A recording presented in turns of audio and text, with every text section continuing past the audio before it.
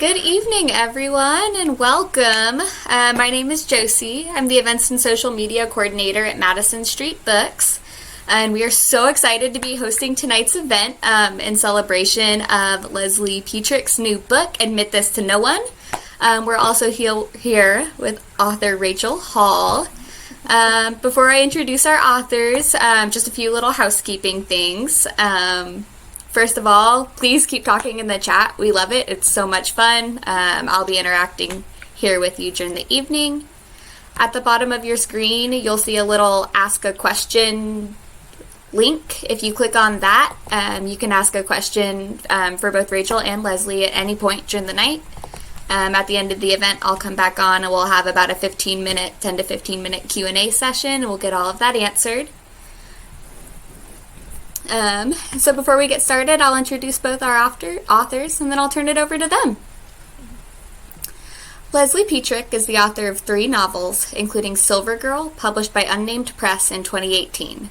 Her first collection of short stories, This Angel on My Chest, won the 2015 Drew Hines Literature Prize and was published by University of Pittsburgh Press. Short fiction and essays have appeared in Plowshares, Story Magazine, Southern Review, the Gettysburg Review, Washingtonian, The Sun, the Washington Post Magazine, and others. Awards include a Pushcart Prize in 2020 and the 2020 Creative Arts Prize from the Polish American Historical Association. Organizations awarding fellowships include the Bread Loaf Writers Conference, the Sewanee Writers Conference, and the Hermitage Artist Retreat, Virginia Center for the Arts, Kimmel Harding Nelson Center for the Arts, the Cambridge Center, and the Hawthornden International Retreat at Hawthornden Castle in Scotland. We also have Rachel Hall here with us tonight. Rachel is the author of Heirlooms, which was selected by Marge Piercy for the G.S. Sharat Chandra Prize. Winner of the Philip McMath Post-Publication Award, Heirlooms was also the runner-up for the Edward Lewis Wallant Award, and finalist for the Balcones Prize for Fiction, the Montaigne Medal, and the Eric Hoffer Award. Rachel's short stories and essays have appeared in a number of journals and anthologies, including New England Review, Cimarron Review, Gettysburg Review, and New Letters, which awarded her the Alexander Capone Prize for Fiction.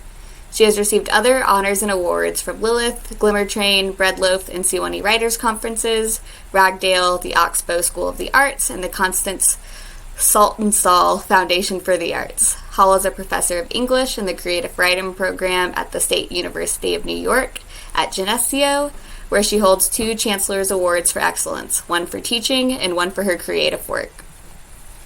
Again, thank you all for being here tonight, and without further ado, I'll turn it over to our authors. Thank you. Great. Thanks, Josie. Hi, Leslie. Hi, Rachel. I miss you. How are you? Hi. Hi. Well, I loved reading your book and getting ready for this conversation. So I want to jump right in. I've read everything you've ever written. Thank you. So, benefit of having friends, old-timey friends. Thank you. And well, I'm a fan too, but beside being a friend. But but this collection feels really different in some ways, I guess, particularly in terms of its subject matter. So I'm curious, how did you come to write about politics? This is like a 2-part. How did you come to write about politics? And then could you tell us about this book's path to publication? Yeah, this is a surprising book for me as well. And I wish, in some ways, I wish I could say something so much more intelligent than I lived in the Washington, D.C. area for 30 years. I've just recently moved to North Carolina. And by recently, I mean like 5 weeks ago. So I lived in Washington, D.C. forever. And it's just impossible for political stuff or sort of the culture of the city not to seep in somehow. But I never thought I would write about politics. I never thought I would do anything beyond maybe use the city or where I live, suburban Virginia, as a setting, which I've done a little bit, but most of the time the settings were just kind of suburbia at my favorite restaurant in Alexandria kind of thing. But I don't know if I ran out of stuff to write about, or I was just thinking, what do I know? And what, how does it go? What don't I know about what I know? Anyway, so living in the city, I thought that would be interesting. Let me think about this and see if I can find a way into writing about politics, and not necessarily overtly political, and really more about a family. So my intention was to write a novel about the family that's sort of at the centerpiece of these link stories, which is an imaginary Speaker of the House. So it's not Nancy Pelosi, it's a man who's the Speaker of the House, which is the third most powerful person in the government. And so if the president dies, then the vice president dies, then the speaker is president, which is always so surprising. I don't think it's ever happened. And I hope the speaker doesn't sit around waiting for it to happen, but kind of knowing these people, I think maybe a little bit would. So I was going to write this family, the speaker, his two daughters from different marriages.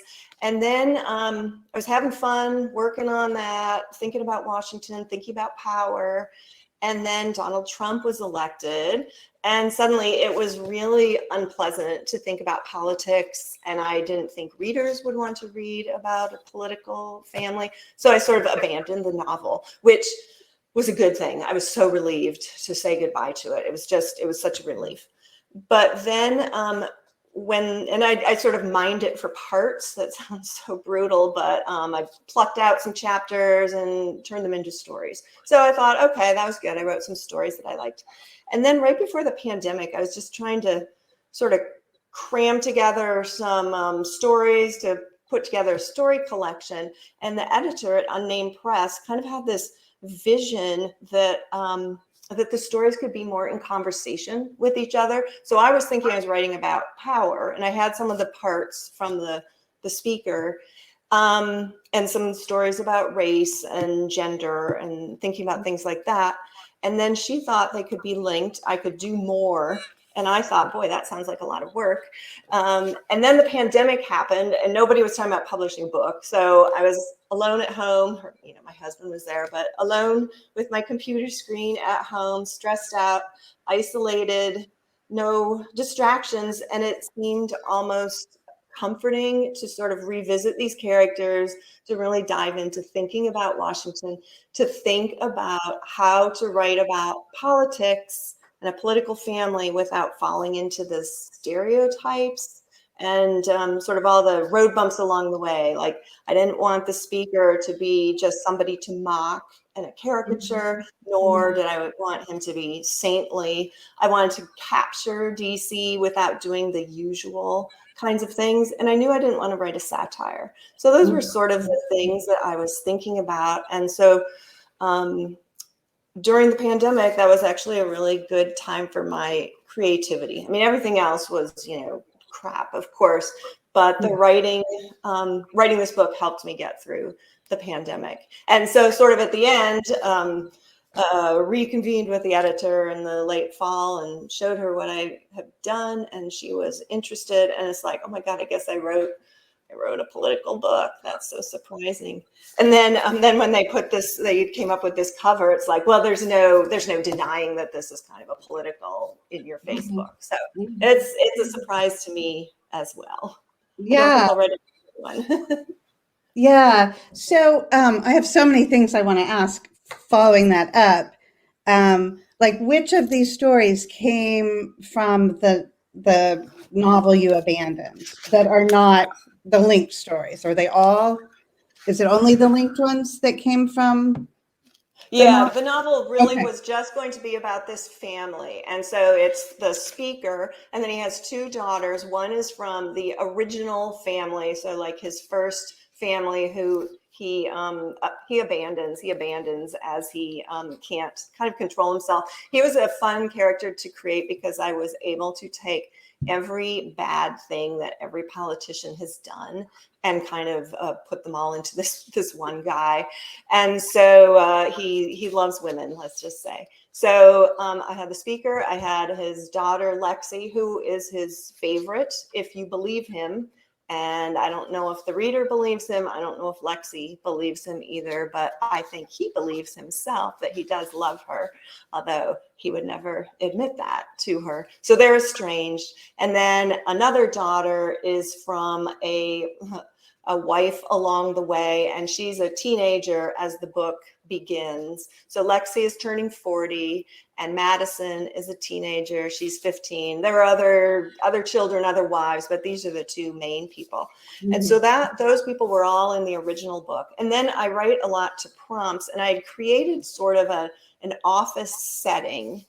And when I was working in the pandemic, I went back to that. So this was stuff that never even made it into the novel, but it was about the office, the speaker's office, Capitol Hill, and a character from that emerged during the pandemic, Mary Grace, who is the third woman in the speaker's life in this book. She's kind of his all-powerful fixer. She's been with him from the beginning, and he has never slept with her.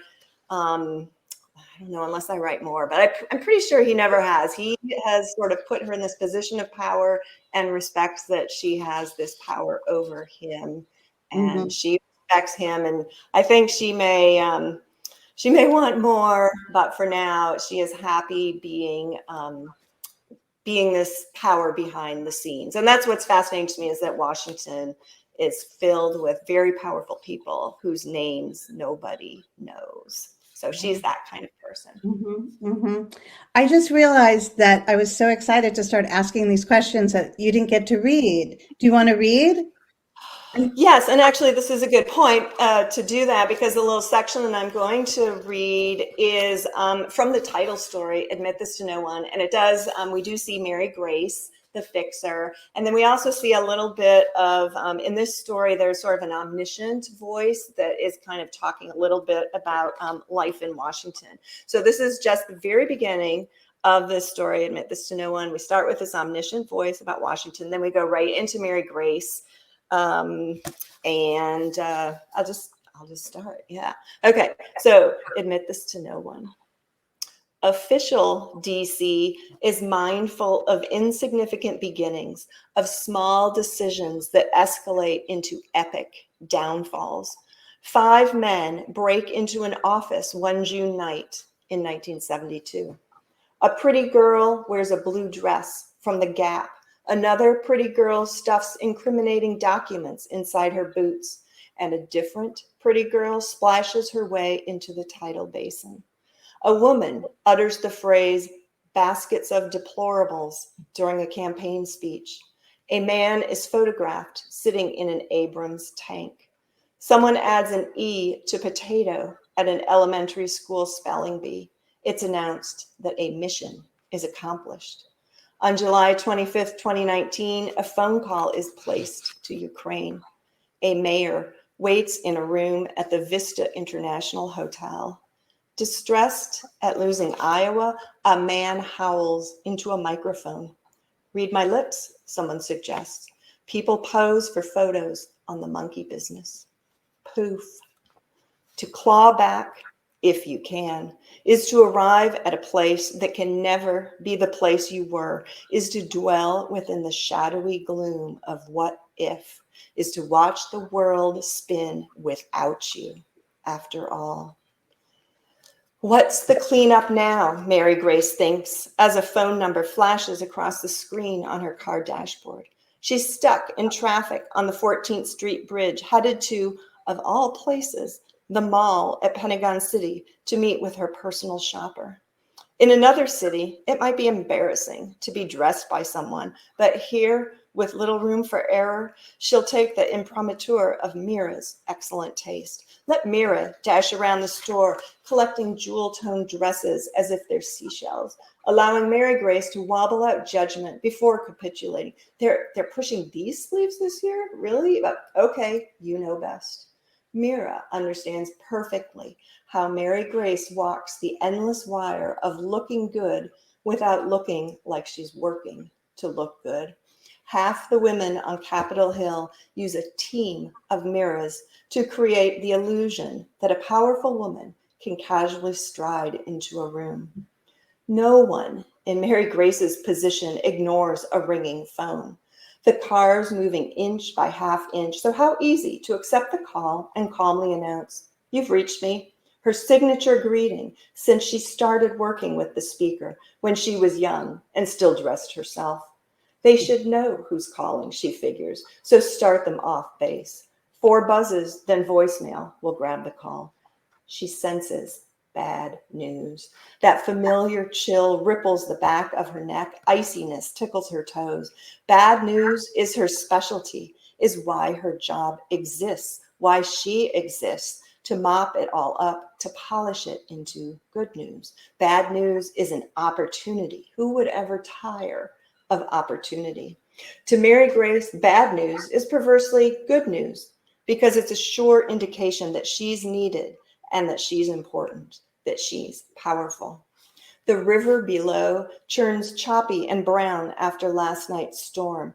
So much lightning, she got out of bed and stood at her balcony, watching the jagged shards slice up the sky. Peaceful to watch rage storm itself out, and interesting now to contemplate how the river ends up roiling the next day, all that rage dumped here. Several people drown in the Potomac annually, usually overconfident kayakers and hikers at Great Falls who ignore the warning signs advising against scrambling out on the slippery rocks for selfies. She's ready for that dang phone. "You've reached me," she says, now redirecting the trajectory of the cars, inching it, nosing it toward the right lane and the eventual first exit in Virginia. Whatever it is, she's needed. Whatever it is, she's in charge. "Oh my God," she says immediately, then again and again and again and again. The lightning strikes sizzle, the whooshing suck of the currents, these words no one should hear. She crushes the brake pedal, barely avoiding smashing the Toyota in front of her, and automatically raises one hand as an "I'm sorry," though it's likely they won't spot that via their rear view. Likely they don't realize how close they've come to an annoying fender bender. The mental list collects, which should calm her. Who to call, who to text, who to inform, who to delegate what to. This traffic is horrific, likely sticking her on this bridge for a good 20 minutes before she'll exit in Virginia and then circle back to DC via the other side of the bridge through different loops of snarl, crawling this goddamn car to GW Hospital. Mary Grace jams down the horn at the uptight Volvo SUV that refuses to let her squeeze by. Such a useless thought, but here it is. What if she had let the phone worry itself into silence? Oh, great. Thank you. Yeah. So I'm sorry that we missed that at first, but I'm glad we were able to hear you because that was fantastic, and everybody in the chat agrees. But so I'm thinking about that opening, right, where with all those things that happen after which nothing is the same for those people, right? Which is also something we think about with fiction all the time, right? Like the story is the moment after which nothing is ever the same. The day where something is different. That's what I like to say in writing classes. That's where a book should start, and it's kind of shocking that actually happens in real life too. It's not just fiction. Right. But that made me start thinking too about like Mary Grace thrives on trouble, right? Well, so does the fiction writer, right? We gotta have trouble. So I guess I'm wondering, can you talk a little bit? I mean, you know how writers often, as a stand-in for themselves, will have an artist character, right? But are any of these politicians sort of? I mean, how are politicians and writers the same? I guess is oh my God. Well, they both like to tell stories. They both like to shape the narrative. They both think they're incredibly important. They both think they need to be listened to, and they both imagine they have a lot of power, I think. And then they both have to contend with the reality that they have as much power as they imagine they do.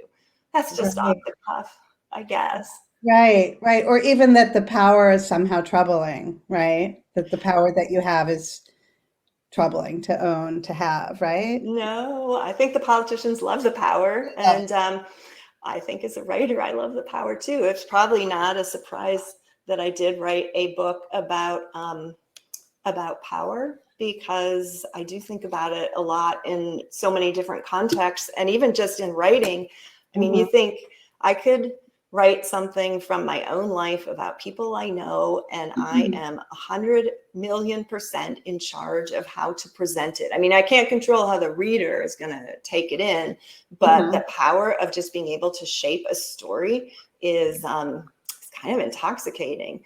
And I mean, I don't know for a fact how politicians think, but I can't. I mean, I think they're all in it for the power. It's not to, fix the country or anything dumb like that. I think there's a lot of, I just want to control stuff. I did live in Washington for 30 years, so I'm very jaded and so cynical. So I apologize to all the idealists who are still out there. Huh. Okay. Interesting. That makes me think a little bit too about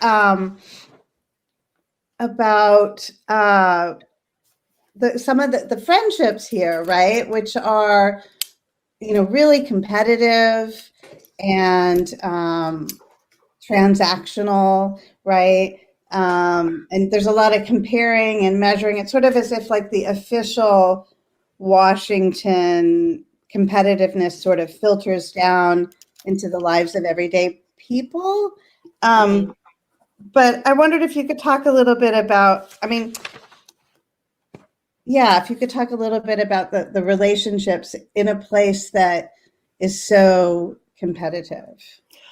And transactional. And I do have to say, I always have to just make sure to say that I view this book as sort of being about my view of official Washington. And the city of Washington, D.C. is filled with so many people beyond politicians and beyond, politicos and operatives and power hungry egomaniacs and so on. So there definitely are people who are not transactional in Washington. There are definitely all kinds of people, all kinds of neighborhoods, all kinds of diversity, all the things. So my book, though, is focusing on those people who are in official Washington. And so that's part of the conversation, that even the stories that are not directly about the speaker and his family, there's just a few little hints that these people work for, I guess, the industrial complex, work for the government, work for the speaker, are in official Washington in their work life.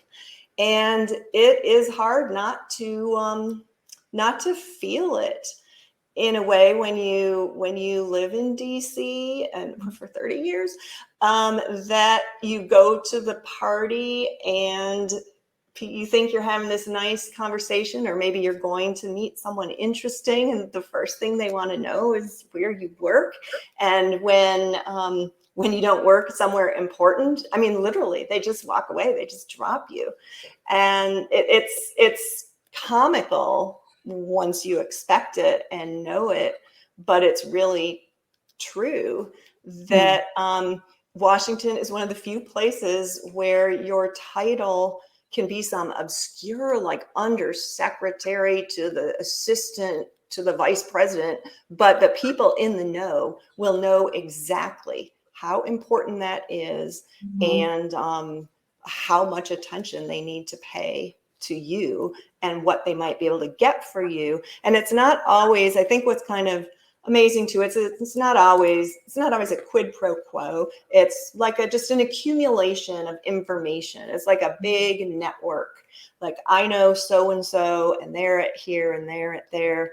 So I worked early on in my living in DC. I worked this really crummy job at a political organization, just as a crummy low-level person. But what's fascinating is that a lot of people who worked there, went on to do big deal kind of political things or things in the city. And it's surprising sometimes how some of them still remember me, even though I was nobody then and I'm no one now who could help them. But that you just try and remember who you've met, what they may do. And so I'm sure that a number of those people are all connected in some way. So yeah, it's just that kind of city. And I don't know that it's different anywhere else. Like it's hard not to imagine people in LA, wanting to know what people can do for you. And that can be very hard. The saying is, if you want a friend in Washington, get a dog. Right, right.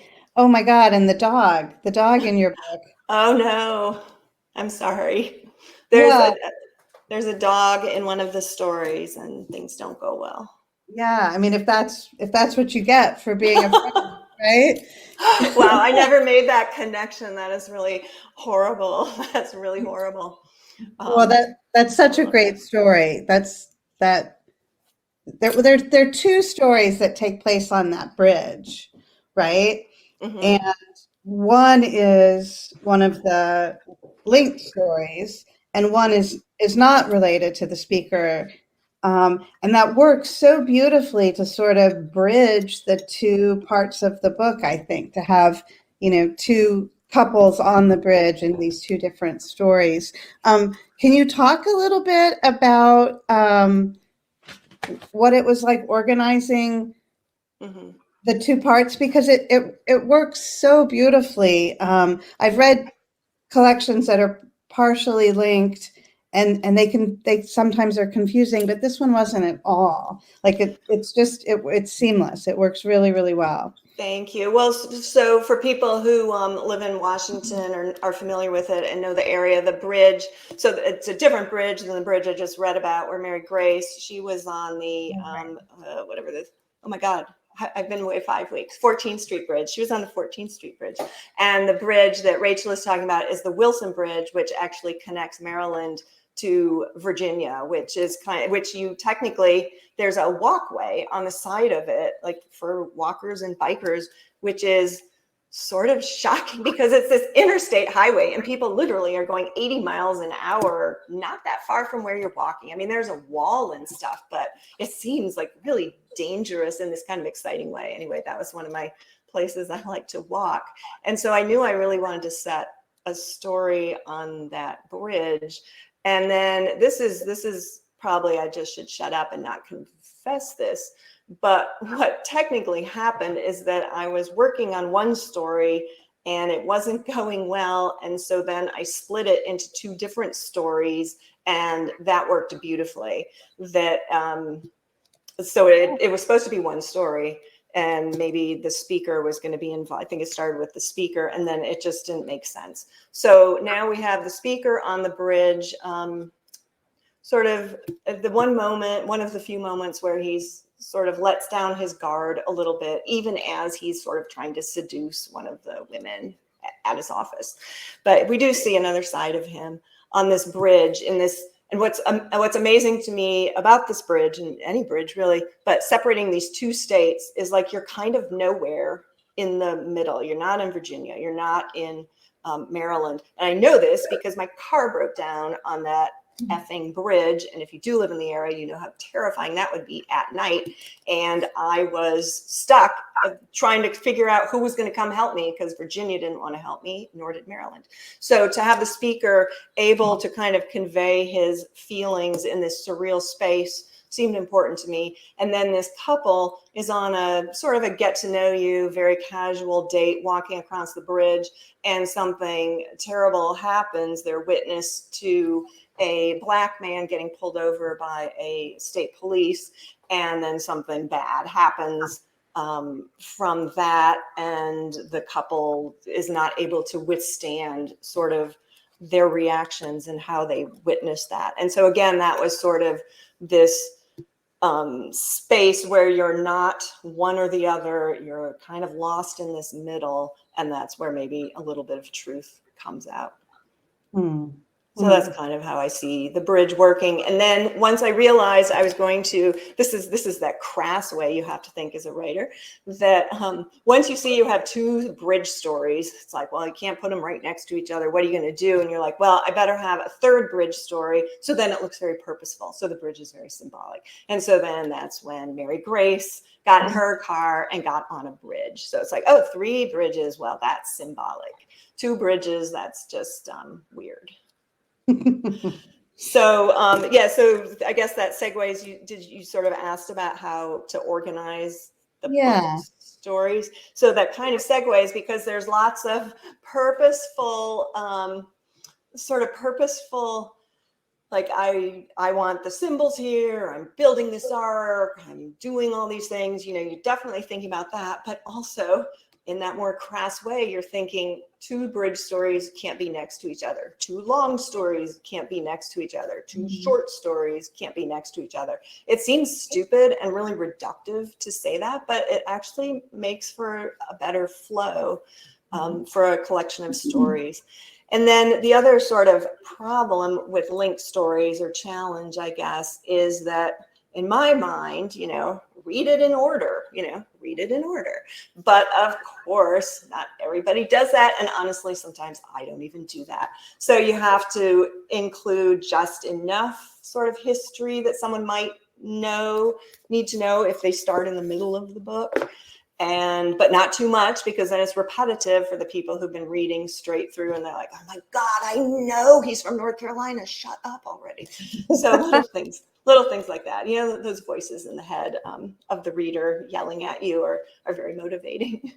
But the one thing I did know, I always knew that I wanted to start with this story, which is the speaker and the youngest daughter, Madison. They're at the Kennedy Center, and something very dramatic happens that sort of sets into motion all the things that connect the speaker's storyline.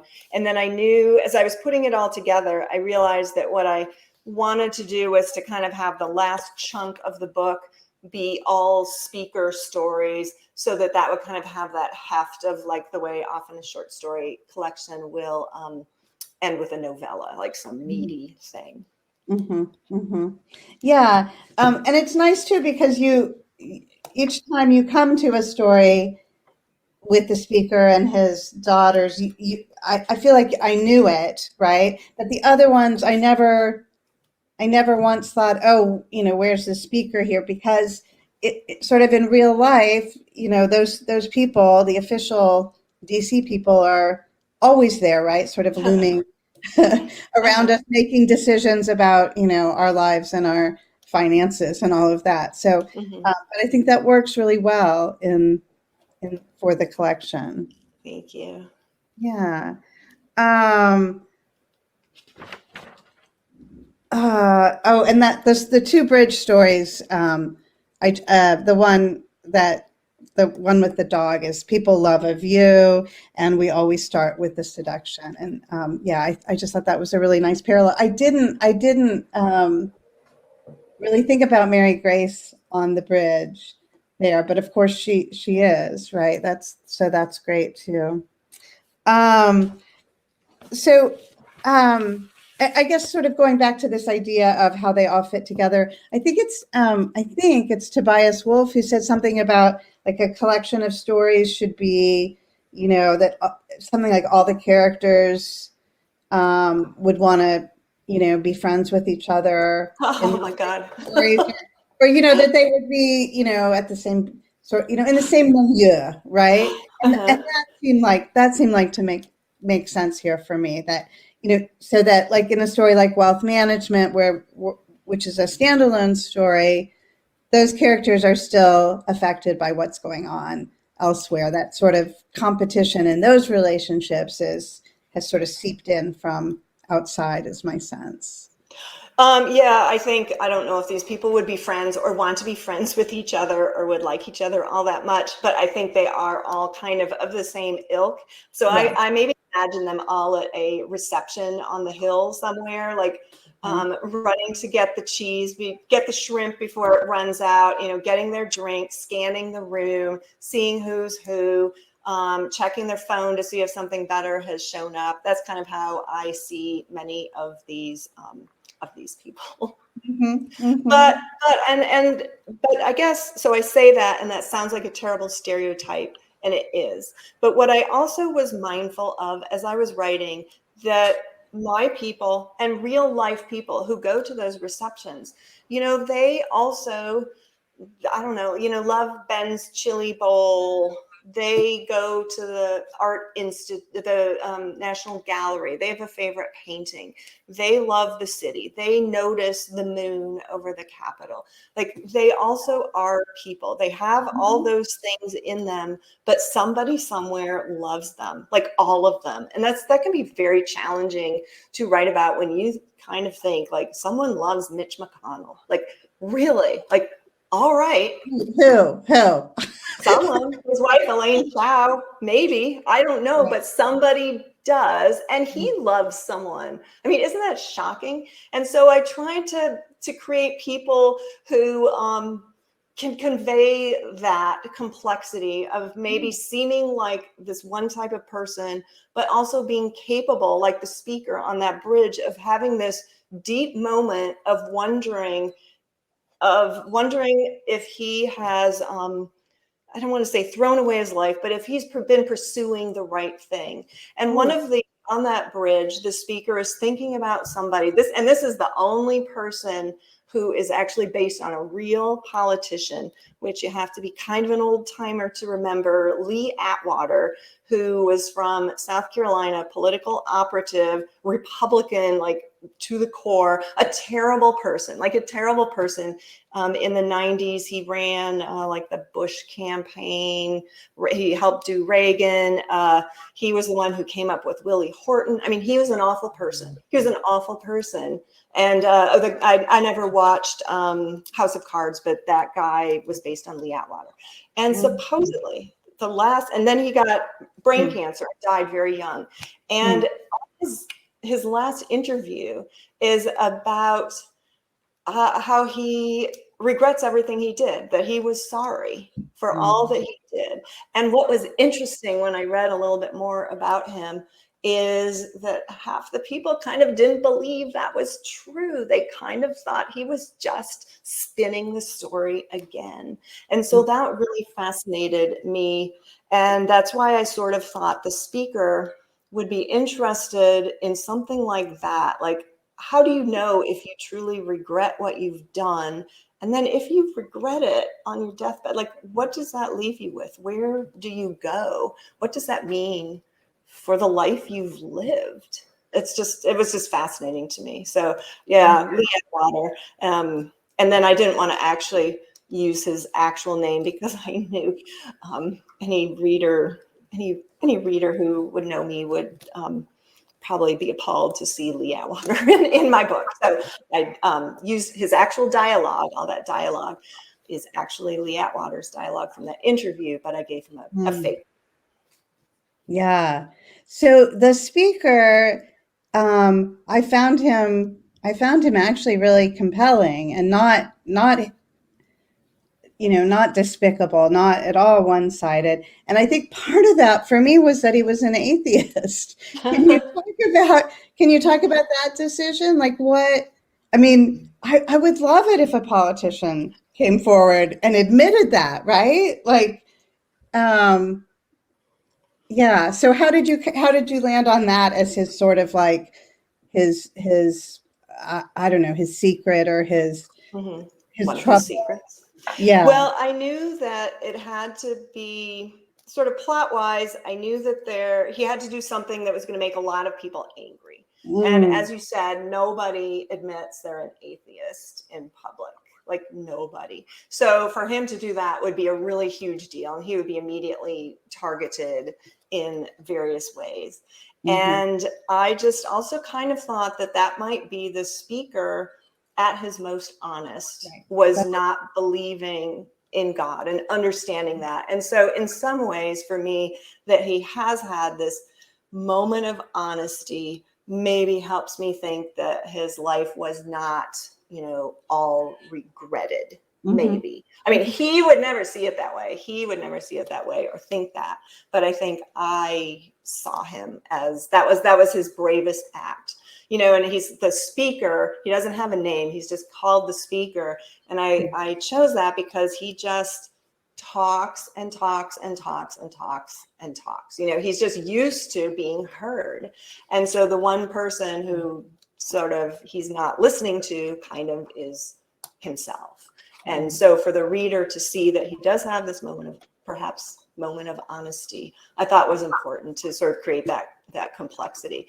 And then also my main intent with writing this book, this sounds so awful to say, but I just really wanted it to be a terribly uncomfortable book. I just wanted to make choices that were hard for the reader, hard on my characters, like things that would make people squirm, make me feel nervous about writing about these things.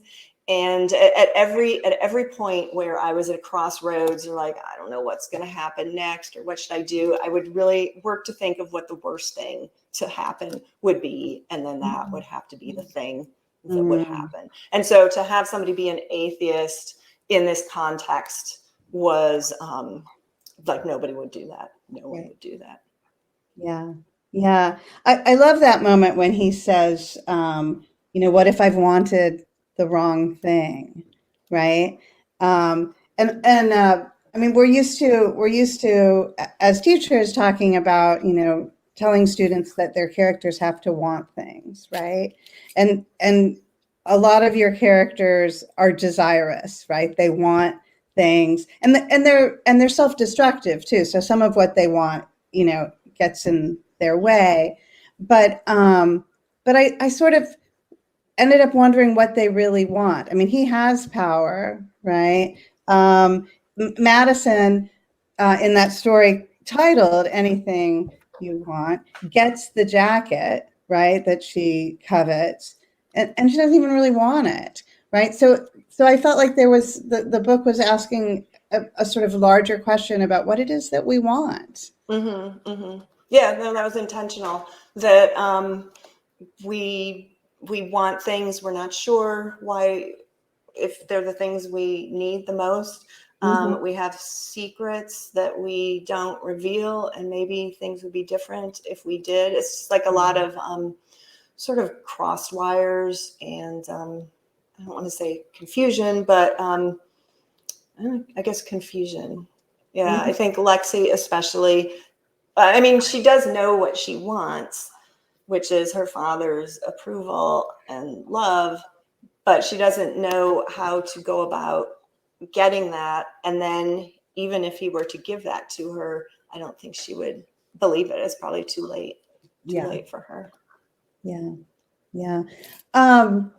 Speaking about discomfort and, addressing hard things, a number of the standalone stories do look at race.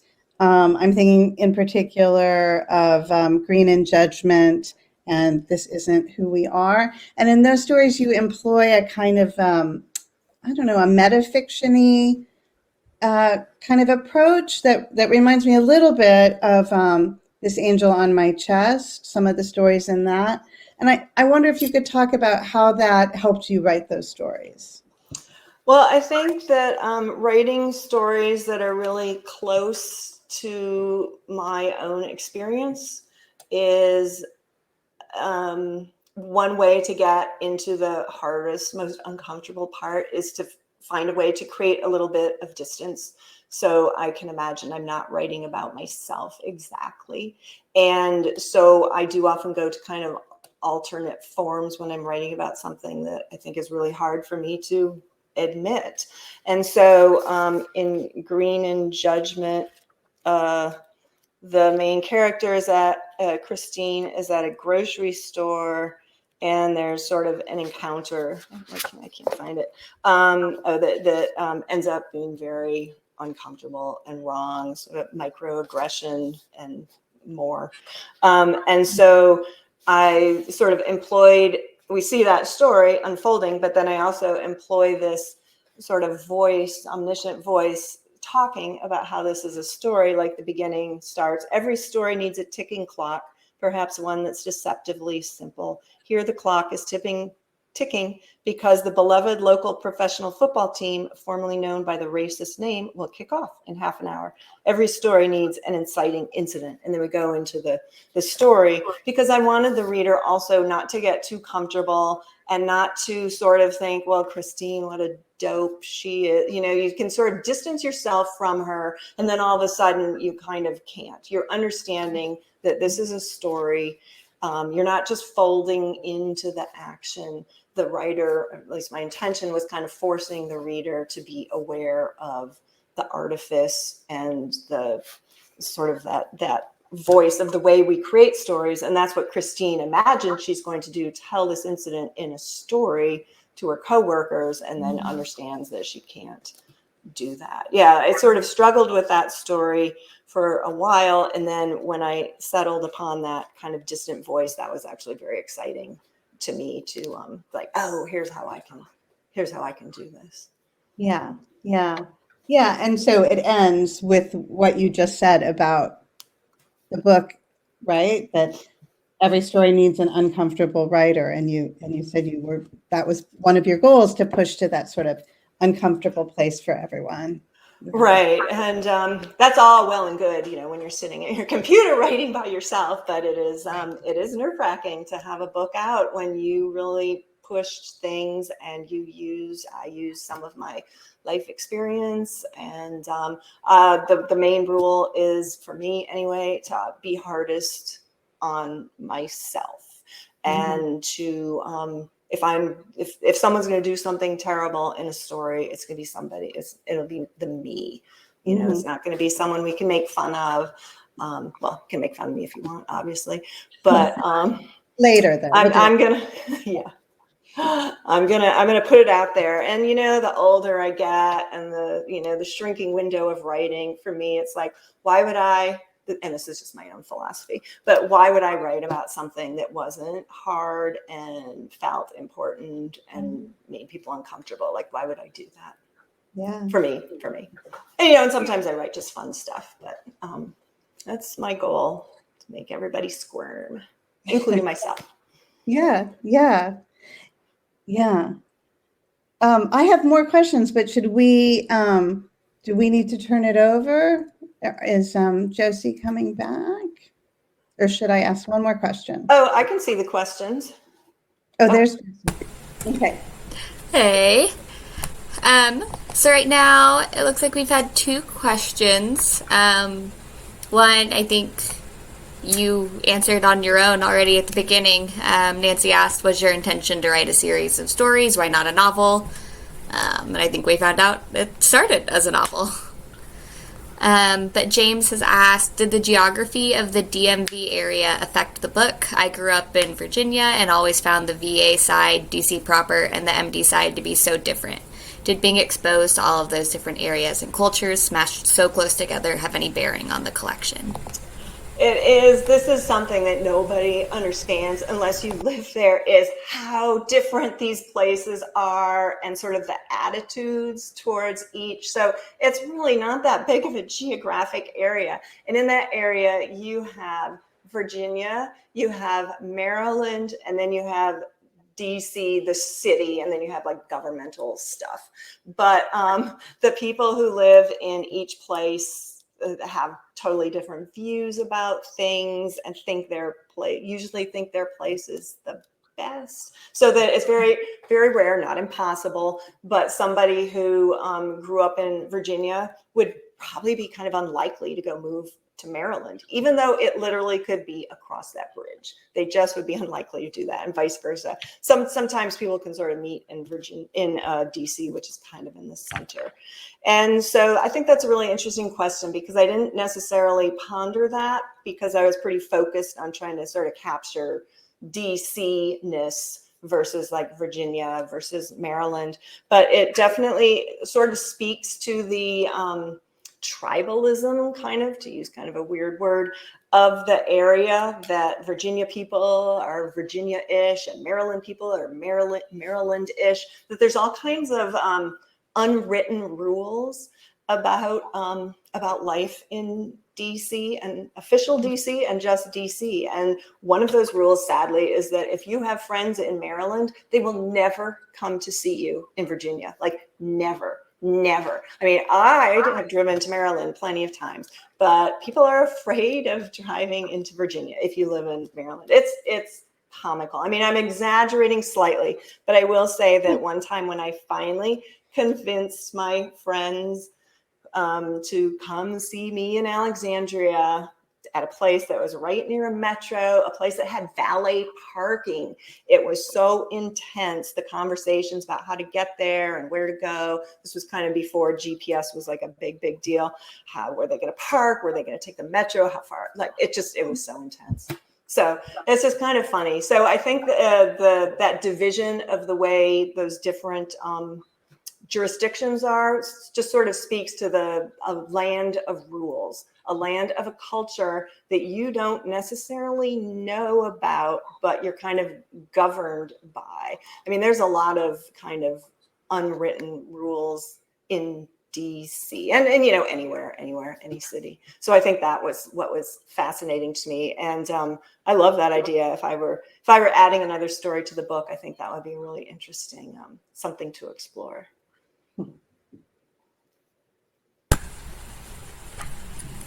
Can I read the dedication? Can I read the dedication? Because we haven't talked about that. Speaking of sort of dangerous things that I did.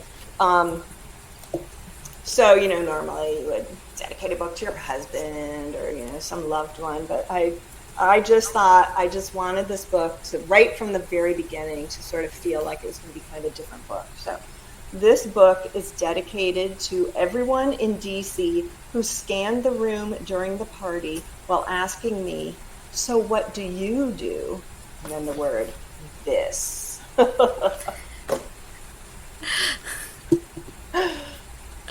Oh, I love that. How intimidating. That's a good word. Yes, thank you. Yes. Yeah, there's all kinds of power, and we were talking earlier about politicians and writers, how they're alike. And I really think trying to control a story is a certain power. And then I know politicians pass laws that affect people for generations, blah, blah, blah, of course. But it's like, you never know as a writer, you never know. You may end up as Shakespeare. You may be read, 600 years from now. You just don't know. So we have that going on our side. Definitely. Well, anyone is free to ask a question in the chat. We've got probably time for one or two more questions. In the meantime, Rachel, I think you said you had another you could ask. Yeah. So I wondered why none of the female characters, Lexi or Madison or even Mary Grace, contemplated a career in politics themselves. Oh my God, who would ever do that? Oh man. I mean, I wanted to say, ladies, we have a woman vice president. Come on. Right. Well, I think Mary Grace is just so immersed in being behind the scenes that it would be just beyond her vision at this point to think of that. Okay. I think Lexi, the daughter from the original family, is kind of a personal mess. And my hope for her is that she gets her act together, and my hope is that she does not get into politics. I do think that Madison, who also is kind of a mess, but also is young and learns some good lessons through the book and provides, at least what I see as kind of a hopeful ending. To me, she would be the one who maybe could do something. But I also worry that people get into politics. People say they get into politics because they want to make a difference. But I think it's just really hard when you know what it's like, that you don't really do that. You spend a lot of time raising money. You spend a lot of time sucking up. You spend a lot of time in transactional relationships. You spend a lot of time, just trying to figure out the unwritten rules and how you broke them and didn't. You spend a lot of time laughing at terrible jokes by people who are important. I mean, it really has very little to do with making a difference. And then I think that living that life, I'm not sure how it could not affect you or turn you into someone you didn't actually want to be, if what you thought you started as was someone who wanted to make a difference and do good. I mean, I do think people come to Washington and they want to do good, but I think the system is so I don't know, just grinds into you and changes you. I don't think the city changes anybody. I think the system of the bureaucracy and the machinery and how slow it is and incremental anything is, I think that would change you. And so I think it just becomes about the power. Like you just are in it to keep your seat and to not go have to get a real job because you like having people say, "Oh, Senator, so nice to meet you," and laugh at your stupid jokes. Get to wear a little pin, you know? Yeah, so it's sort of addictive in the end, or they don't know anything else. So That's my theory. You know, I'd be delighted for a politician to tell me that it was different, but it doesn't seem, from the outside, it doesn't usually seem that different for anyone. Like every outsider who has come to Washington has just been swept up in it. Another famous saying about Washington is the politicians come and go, a bureaucrat is forever. I mean, there's just some things that are kind of immobile about the city.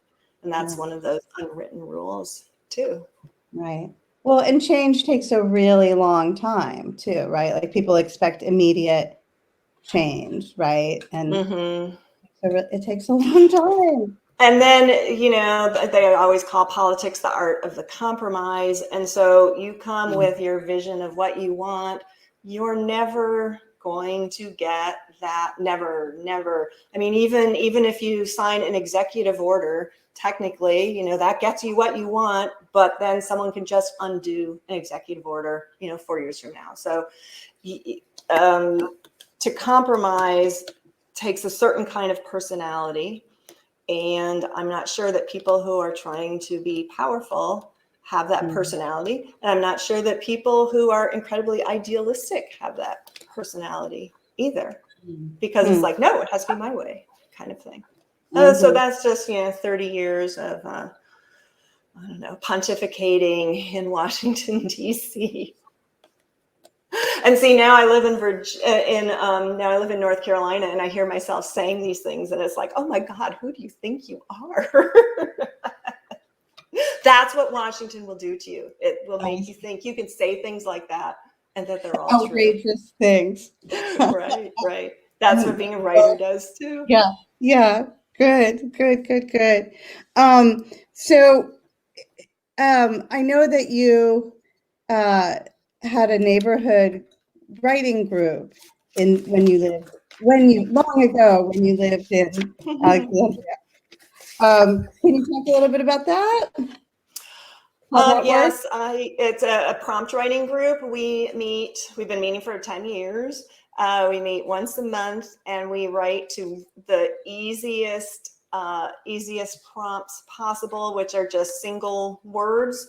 15 minutes, one word, 15 minutes for a second word.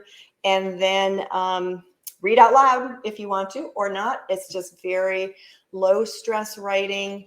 And it's a great place to experiment. And so I would say about 50% of this book started with prompts, including this first story set at the Kennedy Center, totally started with a prompt, which was, I think the words were anniversary and receipt.